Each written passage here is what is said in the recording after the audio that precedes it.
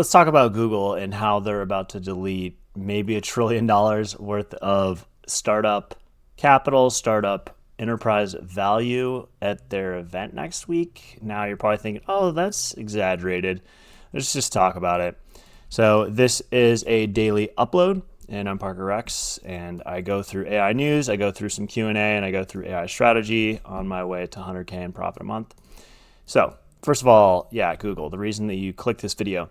So they have their I/O event next week, and it's slated to release a lot of stuff. We're going to go through the events themselves, and then we're going to talk about some of the stuff that's been leaked on Twitter. So first of all, you should check this out. You make a little developer account, and then you can start adding things to your own calendar. But the keynote, it's going to be the classic, get the CEO up there, let him yap for a little bit, see how many times he says AI. But things that I'm excited about are the Chrome releases. So it is rumored that Gemini will be put into Chrome. This is probably a good move. A lot of people are hesitant about it. You already have AI in Chrome with the dev tools, but it can only get better. They have so many captive users that don't use Gemini. So they have a distribution problem, and they just need to put a nice interface in front of everybody. Currently, I use Brave, and when I hit Command B, this thing opens up, and it is useless. Excited to see how that comes along. And also, I look at Arc as a browser, and I'm like, oh man, like that sucks because it was so good for a small period of time. And they released a new product called Dia, and it doesn't look that great because they're really going after, oh, you can ask questions about things in here. You can only do it if you are at the browser level, but then Chrome's going to release this. So they're going to talk about Google Cloud, which is stuff that I'm very excited about as I build out my product called Echo. And Echo solves a problem for me where making content at scale that is personalized and high quality just requires a whole lot of work. And it has been holding back my ability to serve my own needs in SaaS because there's just so much time in a day. So I was like, okay, let me build SaaS that will help with that. That will build all of the things around content that's annoying beyond just recording this. So that is both for when you have the idea and you want to get it from there to the internet with all the metadata, and then having it followed on with all the different mediums. So taking long form, clipping to short form, taking the script, turning it into blogs to every other platform. There's 18 phases, and you can check out my strategy on a previous video for that. But I'm excited about the cloud stuff because there's just so much going on in there. That is the one-stop shop. Yes, it's really me. It's the one-stop shop for anything that you could possibly want. That sounds hyperbolic, but it really is. Like, you have storage, and then here's all the tabs that I keep open. Let me move this a little bit so you can see. But these are all the ones that I frequent. So you obviously have billing, you have cloud storage, you have cloud run, you have the workspace, you have Vertex.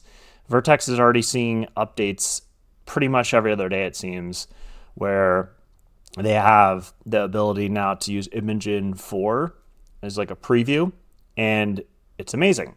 You have all the different tools you could possibly want to do with AI in here. You have the Agent Garden that I'm very excited about because it has great examples in it.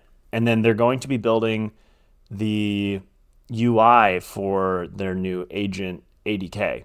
And that's why I've been going all in on Python. The last couple of weeks have been a struggle for me as a TypeScript dev, but then realizing I don't want to hit the same wall that I've run into before where TypeScript cannot deliver on the same features and basically capabilities as Python. And it's not a language problem, it's a community problem. When you have Google and OpenAI releasing new stuff that can only be accessed by Python, you need to learn Python. But they'll be adding in a web UI for the actual agentic stuff. I think this is going to be kind of like how N8N had a big moment and is having a moment. I think that this will be our moment as developers. So very excited about that. And then all the other things in here we'll probably see updates. So excited about all that stuff. The AI stack for developers, what's new in web, what's new in Firebase. I'm sure they'll be talking about the Firebase Studio. It, from my understanding, was the flop. Automating work with Google Workspaces. They've built almost a Zapier competitor. Pretty cool. And yeah, there's just so much that's going to be covered. What's new in Go? Yeah, very excited. If you didn't see, they also have a new model that basically combines Flash and Gemini for algorithmic optimization. Big buzzword set there, but basically they're crushing. Even their V0 competitor now has a bunch of cool canvassing features. If I go to Jeff Dean's page and see what he's talking about, you should definitely follow him. I have him on the list, but you can see him talking about the canvas and how amazing it is, but you can build a whole lot of stuff in here. It's just Google's basically cooking. As soon as Sergey went in and said, look, we need to cook, they started cooking. And if you don't know about Jeff Dean, go research the guy. He is a legend. So excited about all that stuff with Google. Again, I'm very bullish on them because they have the science, they have the team, they have the TPUs, so they don't have a bottleneck there. You don't see them flying over to the Saudi summit to both network but also raise money. They don't have to because they're printing money. They have, I think it was either 70 or $90 billion capital allocation to AI infrastructure just for this coming year. And that's on top of them making more money in their earnings than typical. So that whole thing about, oh, they're going to be bleeding from the 5 blue links. No, not at all. They're making big strides there. So that's on the Google side. Other things I wanted to talk about, Grock Web is getting tasks. So we can take a look at this. Grock Web will soon get tasks. So ChatGPT tasks, basically a cron job for a query that you want to have. There's now MCPs within Terminal using Warp. So pretty cool if you're a Warp user. Now you can do this. I'm not very bullish on MCPs. I feel like I'm missing something, but maybe it's a skill issue. I have people in our community who are like obsessed with them, and also people who are on my side where they're like, I just don't get it. So we have a whole channel in here for Vibe with AI where basically people are going off about, oh no, it's the best thing since sliced bread, or oh, this thing just doesn't work for me. But regardless of my opinion, it's a fact that they're getting a lot of adoption, and companies like Warp, who make a great terminal, are putting time into it. So there must be something there. There's something in the water. Up next, onto some Cursor stuff. So Cursor has background agents now, and I don't have access to it, but I made a video about that yesterday, but I'm really excited about it. They're also cooking up dashboards just to see. This kind of reminds me of Waka time. If you're not familiar with Waka time, if I just click into my Waka time profile and I log in, it'll show you basically your activity across the week. And so this will be specific to your Cursor usage, which is cool. And you can see I've had a big shift from using no NeoVim to all Cursor, and then I've had a shift from using only TypeScript to Python. So it'll be cool to get some analytics around that. They also, what else? They put out a recent blog article about how they choose their models. So that's probably worth the video on its own. Let's see, we get a lot of questions on which model to use in Cursor. Yep, so they have a selection tree. So what's most important to you right now? I want the model to figure it out, or I want the control over what the model does. What kind of task are you working on? Is it a small scope change? Then use Claude 3.5. If it's a larger task with clear instructions, then 3.5 or 4.1. If it's complex and very ambiguous, then you use O3, very expensive model. I use that with Klein. Or is it a routine or general use? Then 3.7 Sonnet, 2.5, or 4.1. So that's how they treat their selection tree, and it maps to the things that I do, which is nice to see I'm doing things correctly.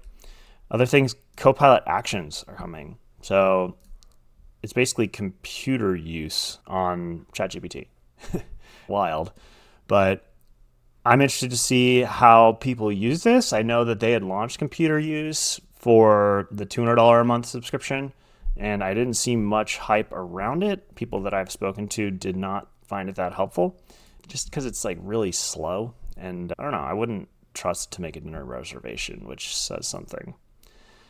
Another interesting thing that I found was this product that Basically, it goes and it scrapes all the negative reviews around an app for consumer apps on the App Store and then comes up with potential ideas for that. So cool. Again, this is like a customer research, customer discovery tool. And it's nice. It pulls in all the different reviews and then you find the gaps in there. This reminds me of, I want to say it's like Gummy Search, which is basically like Reddit audience profiling. So that could be interesting if you're looking for ideas, but I don't need new ideas. I need execution. Mistral's rolling out connections. This basically is what it sounds like, where you can basically toggle things on. So you could have Mistral connect to your Gmail or your Google Calendar. Now, I had done this manually before, and I'm just curious, like if they don't have every tool defined, then it's going to make a mess of these high trust, high importance things like your communications. And I also just wonder, like, why Gmail? Because Gmail is just going to launch Gemini for all their workspace users. Oh, wait, they already did. So hesitant about that. I also think just with the Google Calendar, like Google's going to do that very quickly. So now let's jump into AI strategy. Things that I'm thinking about. Oh, sorry, Q&A. Almost forgot. So I had a question come in, or a comment that was about, it was from a guy named Dan, great guy. He works at Google, actually. And he just mentioned on a mono repo post that I had made to look at Google 3 and how bananas it is. So when you go and you research mono repos, you'll come across a product that's called Basil, which ironically enough is my lady's name. But Basil is a mono repo build tool that Google uses, and they needed it because they apparently have more than half of their code. So 2 billion lines of the Google code base is on one mono repo. Crazy. Yeah, it says Android, Golang, Chromium, and a few others were separate, but there are 2 billion lines of code in one repository. So that is crazy. Other comments were just supportive. Thank you for the support. If you guys have questions, please ask them. They'll be answered in order of time. So on to AI strategy. This is something I've just been thinking about a lot as I had taken a week away from making the daily videos. And there's just this thing that's happening where the word vibe comes out and everyone's hyped about it. Everyone forgets that the guy who coined it invented a lot of the AI classes at Stanford and has been coding since 2005. So his prompting is going to be very different than yours. And when I got started forever ago with coding, like building my first thing, like you would work really hard and struggle to get this on like a blank screen. That was the whole app.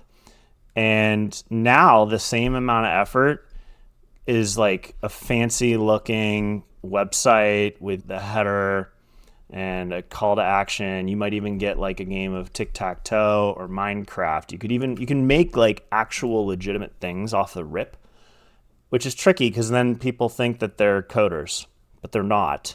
And they still have to learn fundamentals of how the systems work. How do you connect a database? How do you start a database? How do you structure a database? How do you connect a database to a front end? How do you write basic backend? What is a backend? What is a front end? What is a framework? What is a meta framework? What is a library? What is a package manager? All these things have different big concepts that if you don't know, you're going to go and you're going to vibe code your way into a hole. And it's almost like you have to go backwards because you thought that because you had gotten here that now you can go to the next level. And I think a lot of people are struggling with this, where I meet people where they think that the AI is going to be so good soon that it doesn't make any sense to learn the principles of programming. But that doesn't make sense because you need to know the principles in order to get more leverage. And you're going to pay for it either way. You're going to pay for it in tokens by asking a million questions, which is what I would do if I was trying to learn. And you're still like flattening that learning curve, but you're either going to do that route or you're going to do the route which is just trying to prompt your way around it without trying to learn. So if I look at it and it's like time to learn or time to competency, And this is, let's say, 1 month, 2 month, 3 month, 4 month. And then you have, let's call it just like skill. We're going to use orange for the old way. We're going to use yellow for the new way, which is using AI to learn. And then we're going to use purple for just Puritan vibe coder. And so I think that it's tough because you, as a vibe coder, if you just refuse to actually try to learn these things and just ask questions, you're only in agent mode and you're only just like drilling it and being like, where's the next prompt? You're going to just, like, your skill level will just stay down here for a very long time and you might just quit. Or it's going to stay down here for a very long time, and then by nature of you prompting your way around it, you will finally learn, because you're basically just pattern matching. You're reading a lot of code, you're trying to pattern match. So it might take you about 4 months. And these numbers are just guesstimates. I actually did a talk on this where the time to competency is basically 1/3 of what it used to be. But now in the old way, your time to competency is your skill level. Let's say it's just like at the same level, but it would take you about, I'm assuming, like basically the same amount of time, like just to get to some level of understanding. But my whole theory here is that if you were to just ask questions hundreds of times and just live in the ask mode on Cursor, Windsurf, Aider, you name it, that your time to competency will be half, because your skill level will probably seem like it's lower because the outputs that you're not getting the fancy stuff fast. But I really think that it's going to just save you time. And then your skill level goes up, and then that pays dividends because you have better prompts. Because at the end of the day, the things that will not change in 5 years' time is your, basically, like, your competence will always matter. Competence. This is going to be a premium. Like, you need to be competent. I can't say it enough. And that has a couple different areas. So that comes to product strategy. You get better at product by being more technical. That is a fact. You're listening to someone who's done product for a very long time, had wins, had losses, but I got better at product the more technical I got. Your architecture skills, you're going to want those. Your system thinking. So I don't care if this thing is a genius that can one-shot things, it will one-shot it better. You will get a better output if you have better product strategy, better architecture, and better systems thinking. Because system thinking bleeds into everything. It's not just coding. It's not just making new features. It's also debugging. It's also the way that you think about business. You're also, as you learn these things, your prompt engineering gets better. Because you can call things out that others would not. And there's evidence of this now, where if I look at a paper about multiple steering, like basically when you have multiple turns on an LLM, the quality of it degrades very fast. So let's just find this. Yeah, so LLMs get lost in multi-turn conversation. And this is a new paper where basically they cover how quickly things degrade. And those things degrade because you are not aware, because you have skill issues. So the paper investigates how LLMs perform in realistic multi-turn conversational settings where user instructions are often underspecified and clarified over several turns. I keep telling devs to spend time preparing those initial instructions. Prompt engineering is important. So you can see the unreliability shifts. The aptitude goes down. The authors conduct large-scale simulations across 15 LLMs, 4.1, 2.5 Pro, Sonnet, 3.7, over 6 generation tasks: code, math, SQL, API calls, data to text, and document summarization.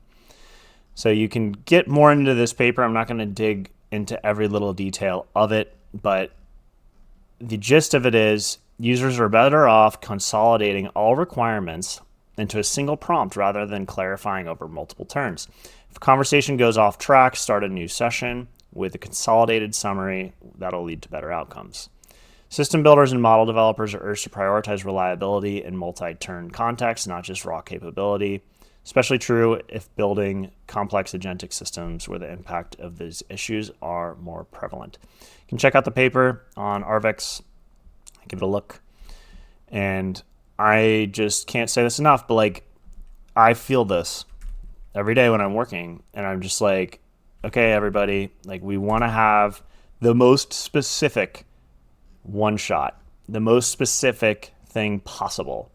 And this is an example of what you can get when you're really specific. And this comes out of asking a lot of questions, creating a lot of new chat windows, coming up with a plan, figuring out the file tree, running ESA, which allows you to get that file tree so you can see what the proposed changes would be, having that brought into a new chat window, just using basic markdown files. I tweaked the way that the memory bank kind of pattern works. I like using less tools when I'm learning something, but then this pattern that I've landed on, working great, includes the ability to pipe out the actual code snippets that are going to be used so that it can just go. It doesn't have to worry. You're not steering.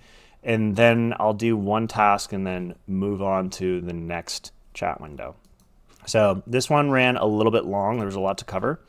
If you found this video helpful, definitely subscribe because I make videos like this all the time. If you learned something new, make sure you like the video. If you want to join the AI builders, the people that are trying to figure out how to be at the leading edge, get the most leverage on both coding and content, then you can check out the link in the description, and I'll see you in the next one.